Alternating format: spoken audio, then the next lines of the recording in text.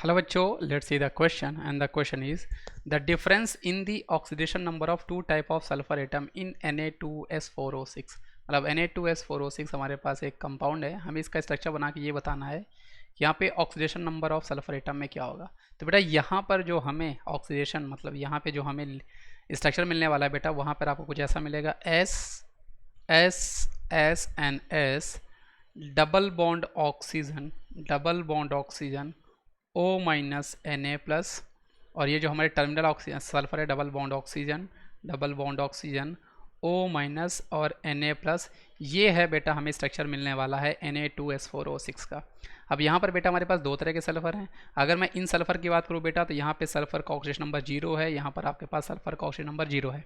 क्योंकि हमें करना क्या बेटा, ये जो सल्फर जो है इनके सराउंडेड जो एटम है बेटा वो आपके सल्फर ही हैं। इस सल्फर की मैं बात करूँ, यहाँ पर भी सल्फर, यहाँ पर भी सल्फर, तो यहाँ पे बेटा इलेक्ट्रॉन नेगेटिविटी का डिफरेंस कुछ होगा नहीं, इसलिए ध्यान दोनों पर 0 होगा। इस सल्फर में भी कुछ ऐसा ही है बेटा, इसका जो सराउंडेड एटम है वो भी सल्फर है, इलेक्ट्रॉन नेगेटिविटी दोनों की सेम है, तो यहाँ पर आपके पास 0 ही आने वाला है।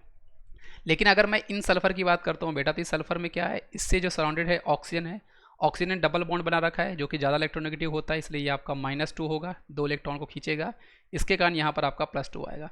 Same with respect to this oxygen के साथ भी होगा बेटा, ये दोनों इलेक्ट्रॉन को खींच के यहाँ पे -2, यहाँ पे आपका +2 जनरेट करने वाला है। इस सल्फर के रिप्रेजेंट में इलेक्ट्रॉन नेगेटिविटी सेम है, तो दोनों में से कुछ ऑक्सीजन नंबर यहाँ पे नहीं आना। ये जो ऑक्सीजन है बेटा, इसके कारण यहाँ पर बेटा सिंगल बॉन्ड है, तो +1 आपको ये जनरेट कर रहा होगा। मतलब ये जो आपके पास सल्फर है बेटा, यहाँ पर जो आपका ऑक्सीजन नंबर आएगा वो आपके पास +5 आने वाला है। सेम ये वाला जो हमारा सल्फर है बेटा, ऑक्सीजन के कारण डबल बॉन्ड है तो +2, इसके कारण +2, इस ऑक्सीजन के कारण सिंगल बॉन्ड है तो यहाँ पे +1। इस सल्फर के कारण बेटा इलेक्ट्रॉन नेगेटिविटी दोनों की सेम होगी, तो यहाँ पे चार्ज कुछ नहीं आने वाला। तो ओवरऑल हमारे पास सल्फर पे जो चार्ज आएगा बेटा, वहाँ पर आपके पास +5 आएगा।